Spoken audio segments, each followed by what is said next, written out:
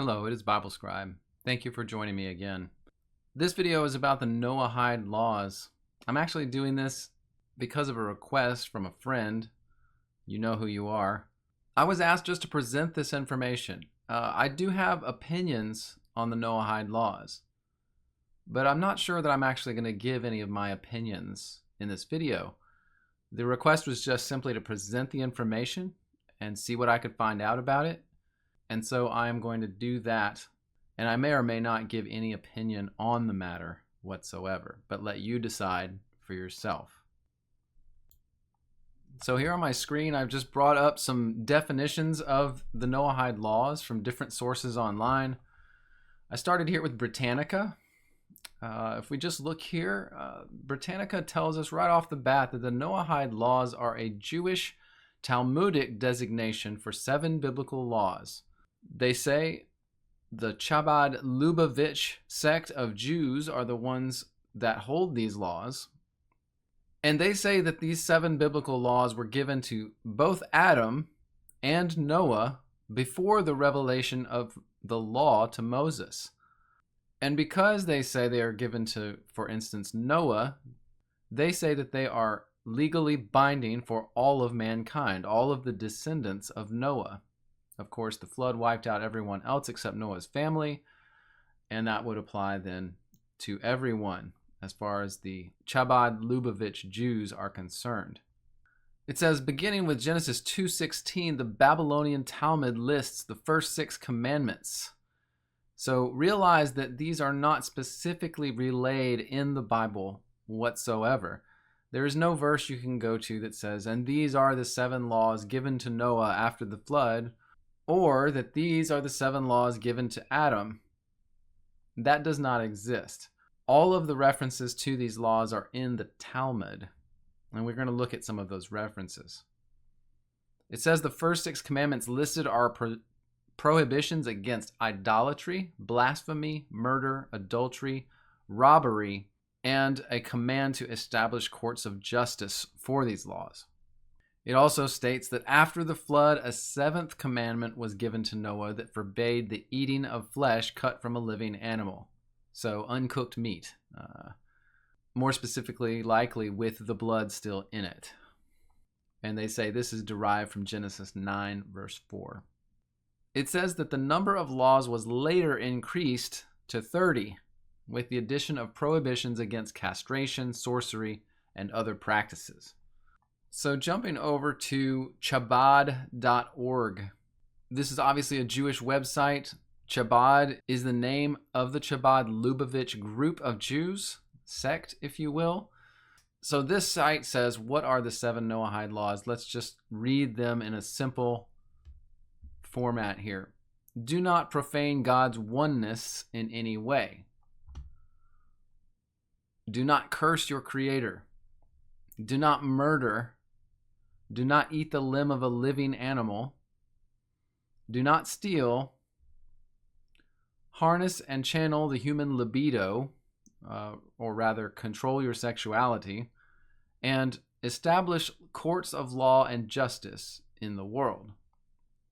Now, I will say that these statements on this website, Chabad.org, about the 7 Noahide laws seem to be a little watered down from the other sites that I looked at. For instance, number 1, where it says, do not profane God's oneness in any way. It says, acknowledge that there is a single God who cares about what we are doing and desires that we take care of his world. Some of this just is fluff. It doesn't really mean anything. And of course, I think one thing we should think about is that if these laws were actually enforced anywhere, which there may be some parts of the world where there are sects of Chabad Lubavitch Jews who try to enforce these laws on non-Jews, it's all about, at that point, the interpretation of these laws. They're very simplistic laws that leave a lot of room for interpretation. If you're familiar with law at all, you know that this kind of law is actually a little bit dangerous, because laws are meant to be interpreted, and if you allow room for interpretation, then of course they can be misconstrued by the courts. They can be changed. They can be warped. So these are not, in my opinion, good laws at all. However, they do have a profound simplicity about them. I went to the myjewishlearning.com website. Again, another very Jewish website. And again, this website refers to the 9th chapter of Genesis, where it says, God speaks to Noah and his children as they exit the ark. Behold, I establish my covenant with you and with your seed after you. So they take this verse and they apply it to the Noahide laws, which are found nowhere in Scripture. And in fact, if we look at that verse in the Scripture, we see that, yes, verse 9 says, behold, I will establish my covenant with you and with your seed after you. This is God talking to Noah, of course. But that's not the end of the statement. So if you continue, you see that verse 10 continues the statement, and then verse 11 finishes it by saying, I will establish my covenant with you. Neither shall all flesh be cut off any more by the waters of a flood. Neither shall there be any more a flood to destroy the earth. That is the covenant that's mentioned in verse 9. It is funny that the Jews seem to have a hard time interpreting their own sacred holy book when it's very plain about what it's saying. In verse 12, God says, this is the token I will give you of the covenant I have made. For perpetual generations I set my bow in the cloud. So this is the rainbow that God made as the covenant to tell Noah and all his descendants, all of mankind, that he would never flood the earth to destroy it again. Of course, the Jews misinterpret this in verse 9, and they take it to support their Noahide laws. Now, back on myjewishlearning.com, it mentions that there are a few rabbinic texts that preserve this tradition, and we're going to look at those in a second, so I'm going to skip that part. But down here in the details, it's interesting to note that it says Muslims have always been considered Noahides. So Muslims, and it says because they are strictly monotheistic, Muslims are considered by the Jews to be Noahides and should be under the sway of the law of Noah, Noahide laws. It says then also, since the later Middle Ages, Jews have acknowledged that the Christian doctrine of the Trinity was not the same as idolatry, and they were also recognized as Noahides. Okay, so according to this document, which is Jewish, this is one of the most popular Jewish websites on the internet. It says that the Jews acknowledged that the Christian doctrine of Trinity was not idolatry. And from my other reading on this subject, it seems like the reason that is because the Noahide laws and the one law against blasphemy against God has to do with believing that he is the one God, the one over all. And so as far as I understand it, even from the rabbinical writings, the knowledge and understanding that God is the Most High God and is singular in his nature is the key to what they call this Noahide law about blaspheming God. If you believe that, you are not blaspheming God, which of course both the Muslims and the Christians do. Now, reading further on this page, it says, Maimonides' approach requires non-Jews to legislate on these matters, meaning the laws, but the details and formulation of the legislation are left to their discretion. Non-Jews are expected to obey the Noahide laws, and non-Jewish nations are expected to enforce the Noahide laws. But as far as the Jews are concerned, according to this writing, it is left to the discretion of those nations as to how they interpret and enforce those laws. Quite interesting. Now, again, I don't know if you asked a devout Chabad Lubavich Jew if he would answer this in the same way or say this. Maybe he would say something different. But as far as this website is concerned, it seems to say that the enforcement of these laws is left to the discretion of those doing the enforcing, Jew or non-Jew. This website also mentions a rabbinic tradition that describes the commandments that would have been derived logically even if God had not included them in the Torah. So this is the Jews acknowledging that these laws are nowhere to be found in the Torah, meaning the first 5 books of the Bible, the law. They are not there, and they are acknowledging that, but saying it's a logical derivation of the scriptures themselves, of the law of God. So the long and short of that is that the Chabad Lubavich Jews are making things up and pretending that there is such a thing as a Noahide law. Now, this is a part of the Talmud that shows where some of this information comes from. This is Sanhedrin 56a. We're going to be in verse 1, 2, maybe 3 and 4. It mentions, on every day of a blasphemer's trial, when the judges judge the witnesses, etc., for an appellation of the name of God, so that they do not utter a curse of God's name. So this is going to go through, this actually goes through a bunch of information on how they would judge a person for blaspheming God's name in a Jewish court, and how they would get the person to admit what they said so it could be heard by the court, but not defile those that were hearing this blasphemy of the name of God. So it describes the whole process they would go through to make this a undefiled proceeding, so to speak. It says, when the judgment is over and the court votes to deem the defendant guilty, they do not sentence him to a death based on the testimony of the witness in which they used an appellation for the name of God without ever having heard the exact wording for the curse. So again, they do make the person say the curse that they said, the blasphemy, in the court before they decide to punish him. Now in Tosefta Avodah Zara 8, and this will be in verse 3 and 4 likely, it's talking all about idolaters, the whole idolatry law. Okay, so it talks about a Jew who made wine for an idolater in a ritual state of purity, all of this kind of stuff. It's going through all the ins and outs of what would defile a Jew with idolatry if they were involved with an idolater. Again, the rabbis derive the Noahide laws even from some of the Talmudic writings. In Bereshit Rabbah 34, verse 8, it says, the descendants of Noah were commanded regarding 7 matters: regarding idol worship, regarding sexual immorality, regarding bloodshed, regarding the blessing of the name. And when they say blessing of the name, it actually means the cursing of the name. It's a figure of speech that the Talmudists use.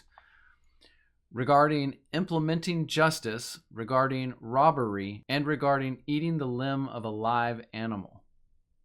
So these are the 7 Noahide laws, and this is a very literal rendering of those laws in Bereshit Rabbah. And you'll note here that in verse 9 it mentions castration as well. There were other laws they ended up adding to the first 7, but there have been added by different Talmudists, different rabbis through the ages. There have been other laws added to the list, the total number being around 30. In Tosefta Avodah Zara 9, in verse 4, it's again a very literal rendering of the Noahide laws. It says, the sons of Noah were given 7 commandments: courts, idolatry, blasphemy, forbidden sexual relations, bloodshed, theft, and consuming the limb of a living animal. Justice, how so? Just as Jews are commanded to set up courts in their cities, so too are the sons of Noah commanded to set up courts in their cities. Idolatry and blasphemy, how so? The sons of Noah are executed only with the sword. Forbidden sexual relations, and it continues on with different laws, different crimes, and different punishments for these laws. Now, most of the time when people go searching online for Noahide laws, depending on which search engine you use, a lot of times you're going to get the website noahide.com. And it seems to be a website run by Chabad Lubavich Jews. It has a sister site that's called the Hasidic University. But nonetheless, it talks about the 7 Noahide laws. And it says this, that the 7 Noahide laws are the minimal observance for non-Jews. Of course, that's in the opinion of these Chabad Lubavich Jews. The source of these laws and the basis is the oral Torah. So they admit, again, it's not in the Bible. It's the oral Torah, which God gave to the Jewish people at Mount Sinai along with his written law. And you do realize that by saying oral Torah, they can add anything to the Bible that they want and make it part of the Torah and say that it is demanded and commanded by God, which is nonsense, but yet they do it, of course. It says here that the 7 Noahide laws actually encompass numerous details and applications within hundreds of laws, each with specific applications. So again, this website being by Lubavitch Jews, they are saying that they can interpret these 7 laws to mean hundreds of different things that need to be enforced upon non-Jews. And it won't be said anywhere in these writings, but you do realize that the Jews themselves in their own Talmud have it written that they are allowed to do any of these horrible things in the laws against non-Jews without repercussion. So the reality is that the Jews do not feel that they are beholden to the Noahide laws. They think that because they are God's people and you are not, that they can do anything they want to you, and that is okay, because as far as they are concerned and their Talmud is concerned, you are not human. So them performing a criminal act against a non-Jew is seen as perfectly acceptable and not punishable via the Noahide laws or any other law, because they go by the Talmud. They say that through these laws, a Gentile or Goyim refines himself and the creation as a whole, fulfilling his purpose for existence. This other page on the website, the same website, noahide.com, says that the law is only a minimum. They mention the Christian doctrine as a wicked doctrine, that the law is too difficult to follow and everyone falls short of the law, which is a nonsensical misinterpretation of the scriptures and the Christian perspective. But I digress. They here assert that the Bible clearly teaches that God's law is the absolute minimum he expects everyone to follow. So they have, for your benefit, made up a law called the Noahide Law and decided that that's what God expects for you to follow. It's not written in the scriptures, even though they just asserted it. And so they have essentially made a law and decided that all non-Jews must adhere to this law. It mentions our generation, as the Lubavitcher Rebbe has repeatedly declared, this is a rabbi, is the last generation. Our generation is the last generation of exile and darkness, and the first generation of Mashiach. They literally believe that their generation currently is the one in which the Messiah will appear. Of course, for the first time, because they don't believe in Jesus Christ. The first generation of Moshiach and the redemption. All of us, Jews and Noahides, have an urgent responsibility to transform the world immediately in order to bring Moshiach. And this involves going well beyond the minimum of the law. So they are asserting that because they know by some magical inspiration that their Messiah, which is not Jesus Christ, heaven forbid, is on the way right now, that the whole world needs to accept and perform the Noahide laws. As the bare minimum, they actually need to go way beyond the Noahide laws so that the world can be transformed for the arrival of their Moshiach. I mean, it does border on lunacy, really. Now, just so you're aware, I did pull up Wikipedia's page on the Chabad Lubavich movement. I wanted to just read you a very brief section on that so you understand. And it's very apparent, and it's said right at the beginning of this description. Chabad, known as Lubavitch, Chabad and Chabad Lubavich is a dynasty in Hasidic Judaism, belonging to the Haredi ultra-Orthodox branch of Orthodox Judaism. It is one of the world's best-known Hasidic movements, as well as one of the largest Jewish religious organizations. Unlike most Haredi groups, which are self-segregating, Chabad mainly operates in the wider world and caters to non-observant Jews. So Chabad is the sect of Judaism that tries to reach out and change the rest of the world. They are the ones that meddle in politics. They are the ones that meddle in everything. Now listen to this. Founded in 1775 by Rabbi Shneur Zalman of Liadi in the city of Liozno in the Russian Empire, the name Chabad is an acronym formed from 3 Hebrew words, Chokmah, Bina, Da'at. And these words are the first 3 Sephiroth of the Kabbalistic tree of life. So even the name of this sect is Kabbalistic. It is the name of the Sephiroth. I don't know how to explain Sephiroth. I probably could do more research on them. The Sephiroth are like points of illumination on a scale of human achievement, so to speak. A very magical, ritualistic type of Judaism, born, I believe, out of the Middle Ages, and has roots even further back in Gnosticism and Zoroastrianism. But it came through the ages and then became very popular in the Jewish society in the Middle Ages. The Masoretes, who translated the accepted text of the scriptures, the Old Testament scriptures at that time, in about 1000 AD, they were Kabbalists. These first 3 Sephiroth on the Kabbalistic tree of life are wisdom, understanding, and knowledge, which represent, as this says straight out, no bones about it, this represents the intellectual and Kabbalistic underpinnings of the movement. It is a Kabbalistic movement. Chabad Lubavitch is Kabbalistic. It is sorcery and magic at its root foundation.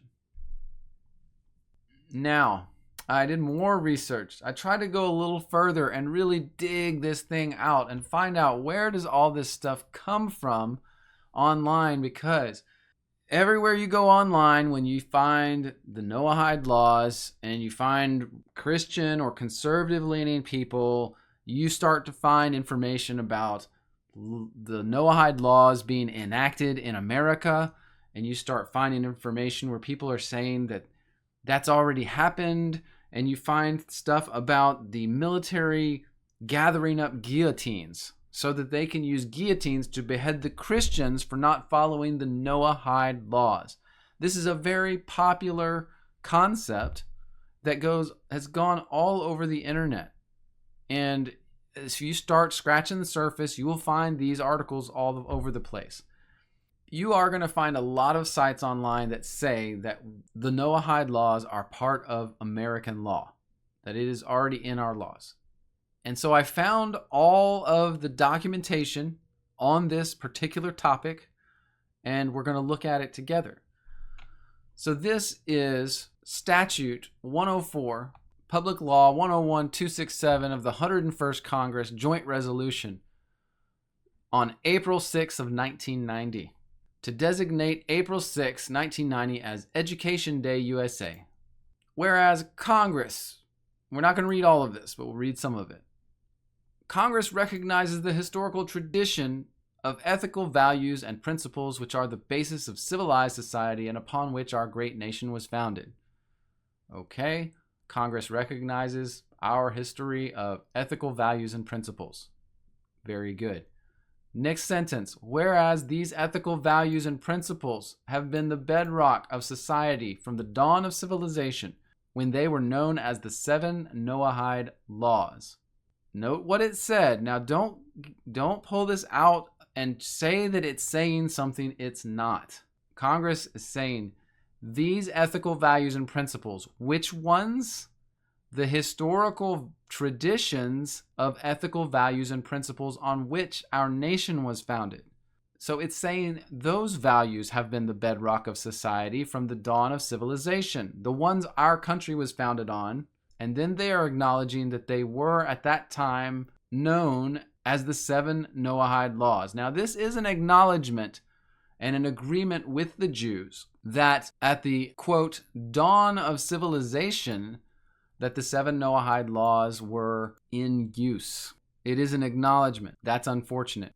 It says, without these ethical values and principles, the edifice of civilization stands in peril of returning to chaos, etc., etc., etc. So it continues and says different things. It says, whereas the Lubavitch movement through its over 150 centers in the United States and many more the world over has fostered and promoted these ethical values and principles throughout the world. Okay? It's simply acknowledging that they promote those values throughout the world.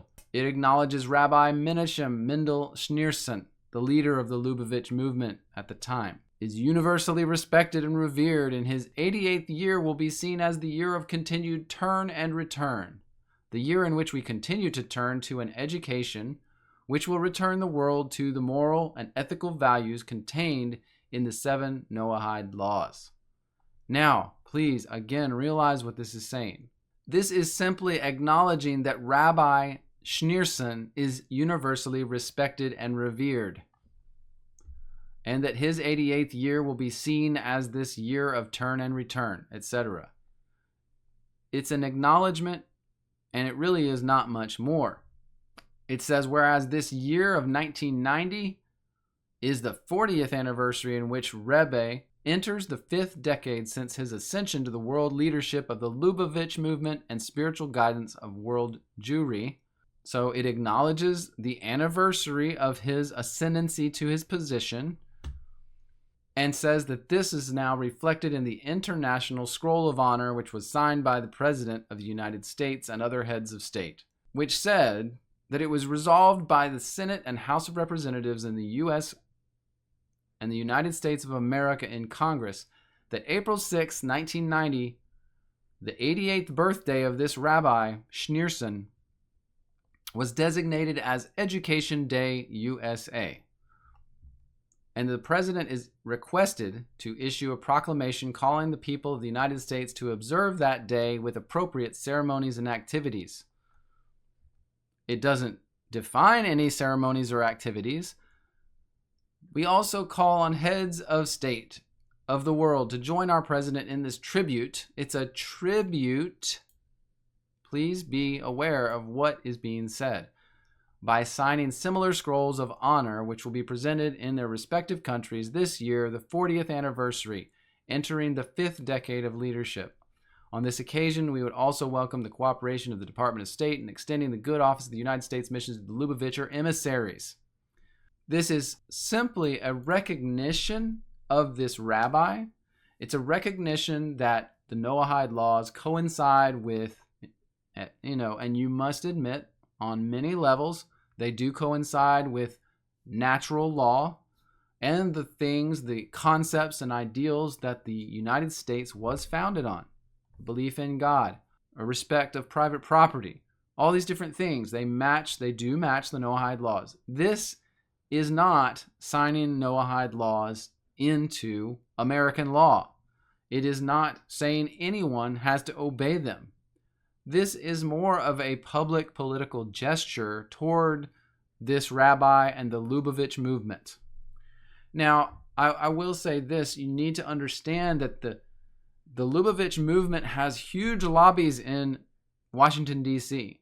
They are always lobbying politicians, and they are always pushing themselves into politics. So they were able to meet with enough senators or congressmen to get this acknowledgement put in the congressional record. And that's exactly what this is. It's simply an acknowledgement. This has nothing to do with laws that will be enforced, followed, or criminalized, or punished, or judged against. This is simply, as it says at the top, a joint resolution. And the resolution is to make April 6, 1990 Education Day USA. Now, this actually happened another time. It did happen numerous times. They do this often. In the 102nd Congress, Joint Resolution, March 20th, 1991, it's the same. I don't know if it's word for word, but from what I see here, it looks like it's almost word for word.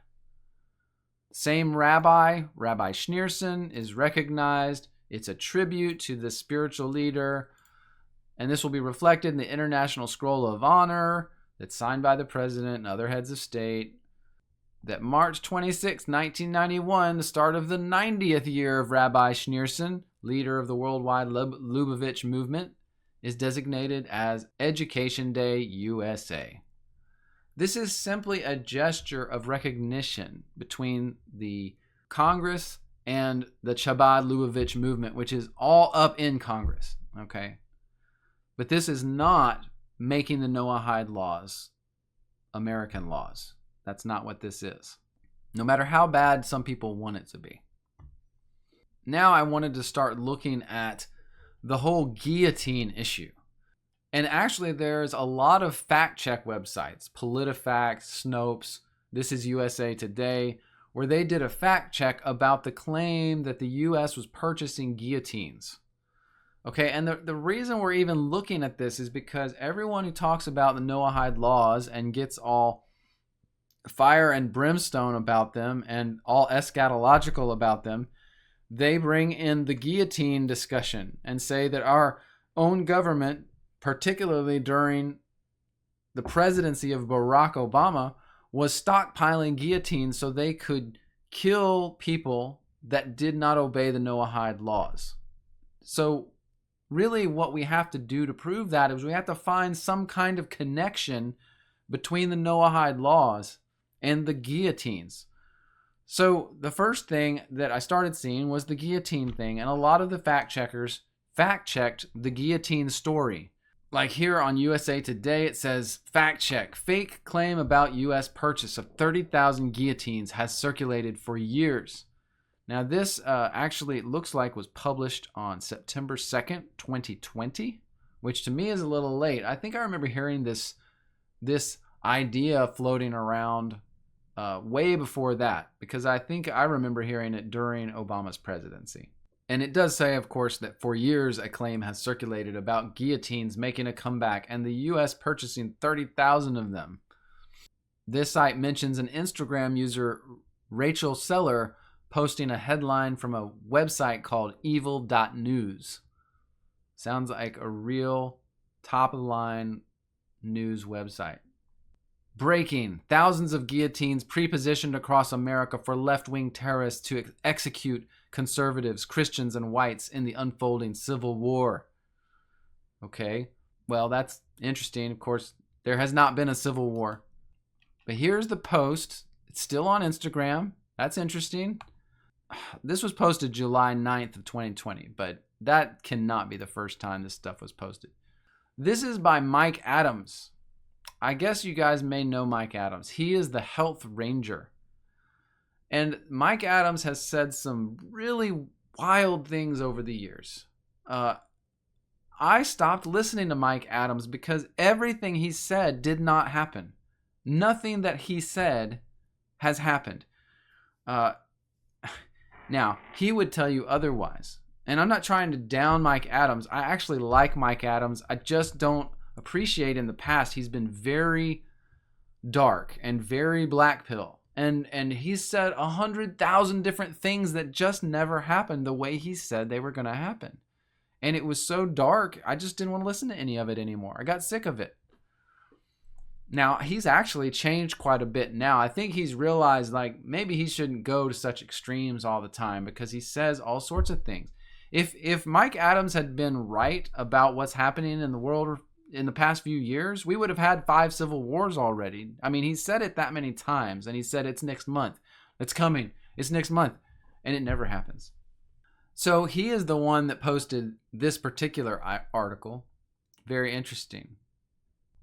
Just so you know, like, this is an interesting thing to me that the fact checker websites have fact checked the heck out of the guillotine story. And that always makes me stand up and question, because if they're fact-checking something, usually it means they don't want you to know about it. It doesn't usually mean that it's actually not factual. So there may be something to this guillotine story. I don't know. But I just want you to be aware, nothing on this whole page has anything to do with the Noahide Laws. Nothing. And so the fact checkers never even touched the Noahide Laws. They have only really talked about the guillotine story. And we're going to look in a second at where the guillotine story comes from, as far as I can tell. So let's go here. This was one of the first websites that came up in my search engine when I searched for the Noahide Laws and the guillotines. Because I want to know, are they going to enforce Noahide laws and then use guillotines to punish people when they break those laws? And here's what they say. Noahide laws are passed by Congress. And guess what they show you? They show you the exact same joint resolution of Congress that I read to you that does not put the Noahide laws into American criminal law. It does not do it. It's just recognizing the rabbi, designating Education Day USA as a tribute to this rabbi and the Lubavitch movement. Nothing more. Now, they tack on to that in this article. They tack on to this thing that went through Congress. And look at the date. It went through Congress in 1991. So they tack on a Georgia House of Representatives Bill 1274 from when? 1995 and 96. And it has to do with guillotines. So I actually have a copy of this bill as well. And here it is on the archive website. This is it's so old now, of course, from the 90s. They don't have it on the website anymore. So I had to go to archive.org to find it. And if you click into it, then you get it. It comes up with the text of the bill that they enacted in the Georgia House of Representatives, 1995-1996 sessions. HB 1274, the death penalty, guillotine provisions. Yes, they did mention guillotines here. So, as the bill states, to amend Article 2 of Chapter 10 of Title 17, the official code of Georgia annotated relating to the death penalty generally, so as to provide a statement of legislative policy, to provide for death by guillotine, to provide for applicability, to repeal conflicting laws, and for other purposes. Interesting. So, the Georgia House did provide a bill that provided for death by guillotine in the case of capital punishment. It has nothing to do, nor is it mentioned anywhere, anything to do with the Noahide law. It is simply adding to their repertoire of lethal means of execution. It's adding guillotine. So you come down here. All persons convicted of a capital offense and have imposed upon them the sentence of death shall, at the election of the condemned, suffer such punishment either by electrocution or by guillotine. If the condemned fails to make an election by the 30th day preceding the date scheduled for execution, punishment will be by electrocution. So this is simply allowing convicted criminals who are convicted of capital offense and have a death sentence, they can elect to be killed by guillotine instead of electrocution. You know, if I had that choice personally, I might choose guillotine. Because from what I've heard, it's kind of unknown as to whether or not electrocution actually is an instant and painless death or not. So, in a way, to me, this is actually kind of good, giving condemned death row inmates the option of execution by guillotine instead of electrocution. I mean, it's not something I would expect to see, but also doesn't concern me very much. The Department of Corrections shall provide death chamber and all necessary apparatus, machinery, and appliances for inflicting the penalty of death by electrocution or by guillotine. Again, this is, as far as this is concerned, all by the election of the inmate, of the prisoner, and is not something that was just going to be randomly used. You can think of it as some states do lethal injection and some have electrocution, the chair, if you will. And then this bill in Georgia was made so that they could elect death by guillotine instead. Interesting, strange to me in a sense, but at the same time, this has nothing to do whatsoever with the Noahide laws. In fact, it doesn't get people any closer to being killed for not obeying Noahide laws than the law did before. If they did enact the Noahide laws, they could choose to just kill all the people that broke them with electrocution or with lethal injection. It really doesn't matter, nor does it have anything to do with the Noahide laws at all. This bill is simply talking about methods of execution. So far, based on these laws, these bills that went through the state house in Georgia, and the joint resolutions of Congress on the Lubavitch movement, we still haven't gotten any connection whatsoever between the Noahide laws and executions of Christians or executions by guillotine or any of that stuff. So I started looking then for more information on the Noahide laws and the guillotines or executions. This website comes up. This website, JesusReturnIsNear.com, says modern guillotines confirmed at Fort Lewis, Washington. Military whistleblower report. Wow, sounds interesting. So if we scroll down here, what I'm really looking for here is sources. When this kind of information is being spread, the only thing that matters is the sources. Okay, where does this come from? If we look close at this article, it's link after link. This link here takes us to a website called AmericanHolocaustComing.blogspot.com. Well, that really doesn't have any authority whatsoever. So what is their source? It's this link to a Pam Schuffert website called educate-yourself.org. Now, if you'll notice on the previous site, that was also listed. So this article is a copy of this article, is a copy of who knows what other articles. But we're going to go to this link from Pam Schuffert and read what she says. Educate-yourself.org. Now, this website's got everything from colloidal silver to blue beam, but it also has this supposed email that Pam Schuffert, which her email address is truthforall@hotmail.com. She sends this email, you can see it in the from, to a man named Ken Adichie and asks him to post this information ASAP. So this is not an email from a whistleblower. This is an email supposedly from this Pam Schuffert woman, whoever this is, to a guy who runs a conspiracy website. Subject, please post this ASAP.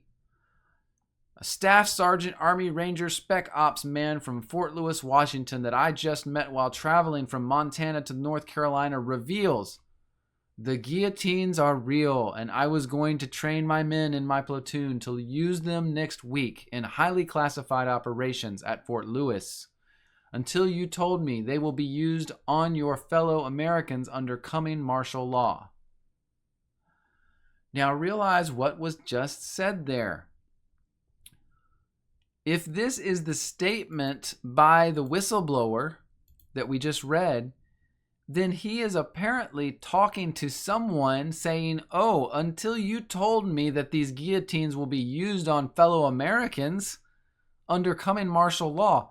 So that information is apparently not from the whistleblower. He is not saying that he knew anything about the guillotines being used on fellow Americans, nor did he say that they were going to be under martial law at any time in the future. He knew nothing of the sort. He says to, apparently, this Pam Schuffert lady, he says, thanks for telling me that these guillotines will be used on our fellow Americans under the coming martial law. Do you see the verbiage here? So apparently, he's just saying that he saw guillotines that his men were trained for using in classified operations at Fort Lewis. Now, this is even assuming that this whistleblower has any credibility whatsoever, that this is real in any way. We have no way at all to verify this. None. We go down a further, and this, quote, whistleblower continues. He says, there is a special underground training center where guillotines are. We are not allowed to bring in any cameras, cell phones, etc. because of high security and silence regarding the guillotines. They are 6.5 feet high with hand restraints and a place for a person's head as they stand. We are going to use dummies for practice, but now I am refusing this assignment. So this is what this random email we found online from Pam Schuffert to a conspiracy website says. I have no idea if this is true. I don't know who these people are. I don't know who this whistleblower is. We know really nothing about this whatsoever. Pam says, this Army Ranger told me that if he had been on the side of the NWO agenda, he was authorized as an Army Ranger with the highest security clearance and much special ops training to march me outside the bus and shoot to kill for knowing this classified info. And then she emphasizes that is how classified my inside investigating and info really is. This is Pam Schuffert saying this about the whistleblower. She's saying that the guy that told her all this said that if he was on the side of the bad guys, the NWO, New World Order, that he would have had the permission, authorization to just take her outside and shoot her. And then she says in all caps, that's how classified my investigating really is. I'm sorry. I don't mean to laugh. I'm sorry. I'm back. Okay, then she recounts more of what the whistleblower says. He says, I'm on the run now. They're trying to pick me up and my U.S. Air Force sister too. Our pay and military service and bank accounts have all been closed off. We cannot access anything now. They are now arresting, and remember, this is all caps, so it's very important. They are now arresting half the men in my platoon. Men I talked to who agreed that they would never go along with a New World Order martial law agenda. One man in my platoon defended himself when they broke into his house, shooting 5 military soldiers trying to take him in the process. Some were killed before they were able to arrest him. This is the best part. So this guy apparently claims that 5 military soldiers broke into his home to arrest him, and he somehow was able to shoot a few of them, kill some of them before they arrested him. Now, let's just think about this for a second. Do you think if 5 military soldiers broke down your front door to arrest you and you pull a gun on them, that you're going to last long enough to shoot a bunch of them and kill some, and then they're not going to fire back and kill you? They're just going to arrest you? I don't think so. I mean, I'm speechless. So this to me is a real credibility issue. I mean, just to be frank, this is a real credibility issue. And this whole segment of this email here sounds just a little bit like fluff, like we're making things up. I am on the run now. They are trying to pick me up. And my U.S. Air Force sister too. It just sounds wrong somehow. I'm just saying. Now further, Pam, the one authoring this letter who says she heard from this guy, says, I am sure they are angry with me right now as well. They may be searching for me at this time as well. Do you see how this kind of feels like grandstanding? It's kind of like intentionally dramatic so that it gets your attention. And there's all caps all through this thing. And it's just, to me, it's ridiculous. It's not the way whistleblowing is done, to be honest with you. She says in all caps, get this word out to everyone. Pray for Staff Sergeant Donnie Boycell and his sister. So apparently he does have a name, Donnie Boycell. And when you search for Donnie Boycell online, what you get is a bunch of websites with this same information on them. AmericanHolocaustComing.blogspot.com. We get AboveTopSecret.com. We get the same website again, the Blogspot website. Ministry to Montana Martyrs Endtimes.blogspot.com. And that's pretty much it. So I'm not sure we can verify if Donnie Boycell is a real person or not, or if this is real or not in any way whatsoever. No way to tell. But she finishes the thing saying, pray for the mercy of Jesus, etc., etc. Then someone actually, at the end of this article, calls her out and says, I'm calling BS on Pam Schuffert. One of the first lines of her article said the Army Ranger was carrying a .445 mag gun. First, there is no such thing. The Army uses a 9mm, and they never allow their troops to just carry them onto a bus as they travel around the country. They are locked in the armory until released for training or a mission. And he is correct. That's actually a very, very good point. So another thing that takes away from the credibility of this thing. All right, so I'm just going to say, like, of all my searching, this was the only, quote, source material I found for any of this information about Noahide laws, plus guillotines, plus they're going to kill you and martial law, all that stuff. So when I dug deeper and found some websites that talk about this that didn't seem to just be copies of the same stuff, I found websites like this one. The Talmudic Noahide Laws.